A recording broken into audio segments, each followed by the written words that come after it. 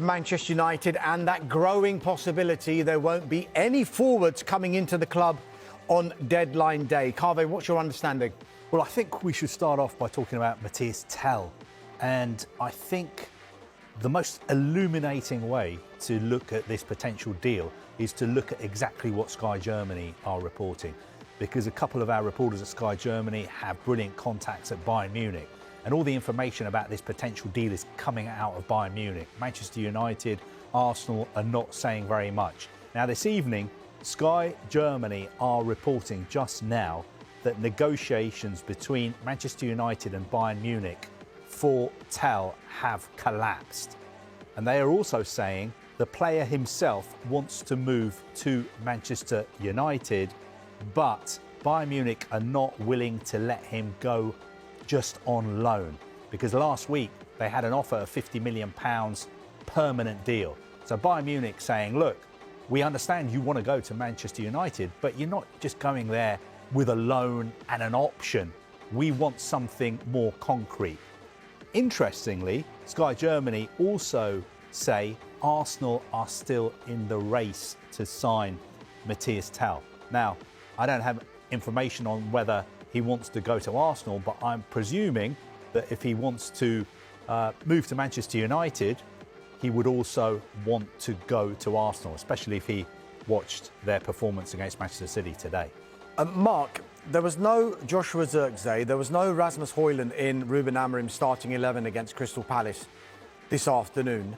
What message was he sending there?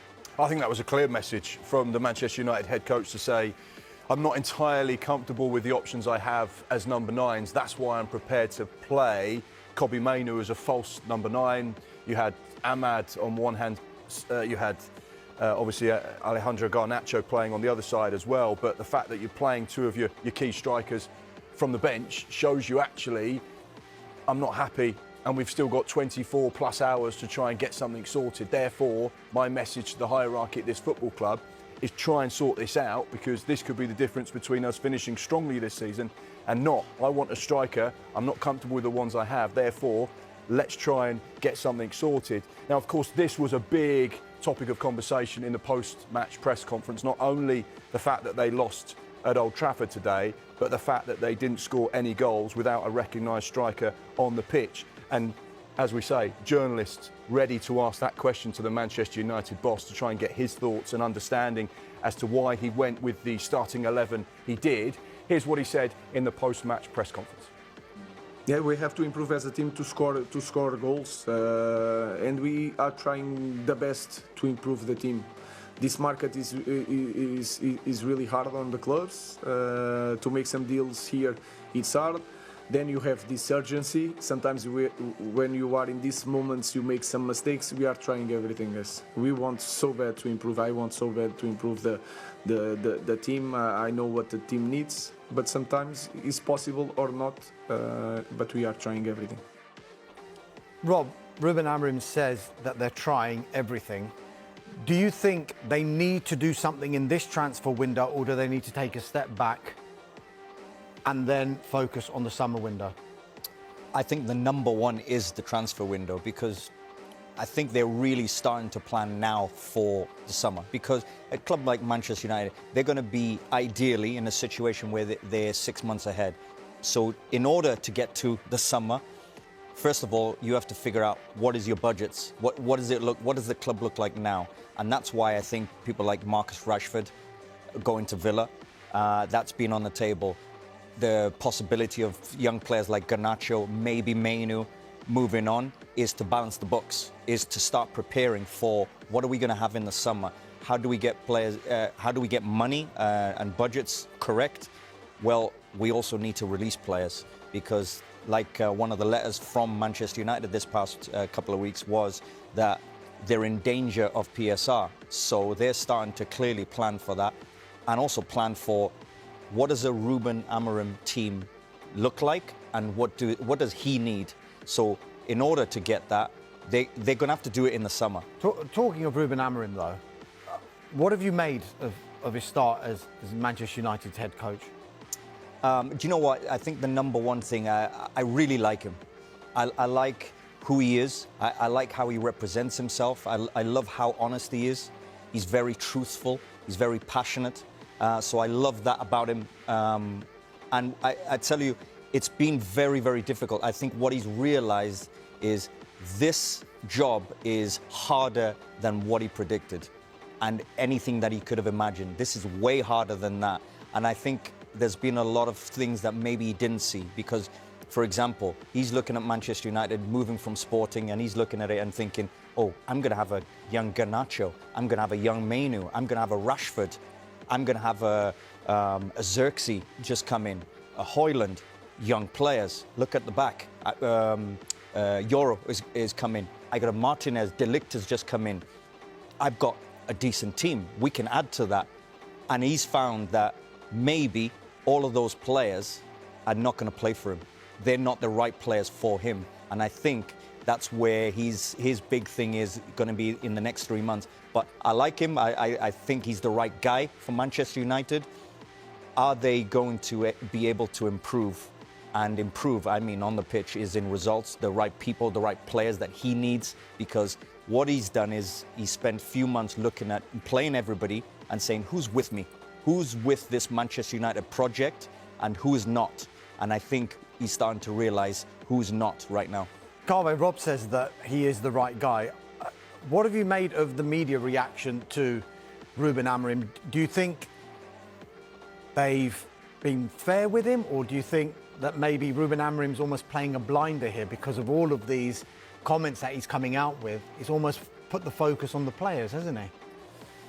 I think, look, the media, we obviously love Ruben Amorim because he's a breath of fresh air.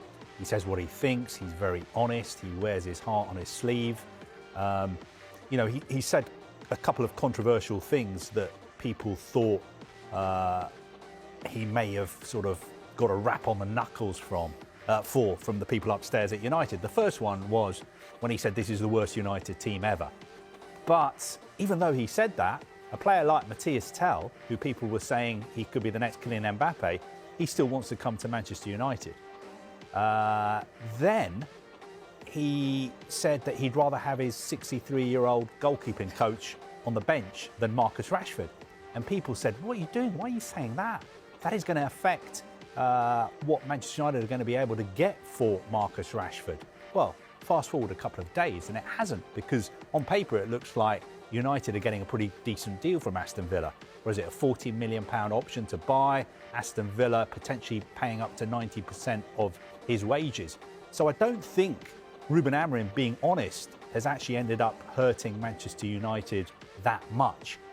I think the bigger picture at Manchester United is that I don't really want to kick a club when they're down, but the fall off has just been incredible to witness, because a year, 18 months ago, we were talking about the possibility of new Qatari owners coming into Manchester United, and they were going to pay off all the debts.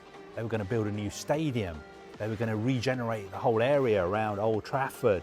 It was going to be, you know, a project to make Manchester United great again. They meant business.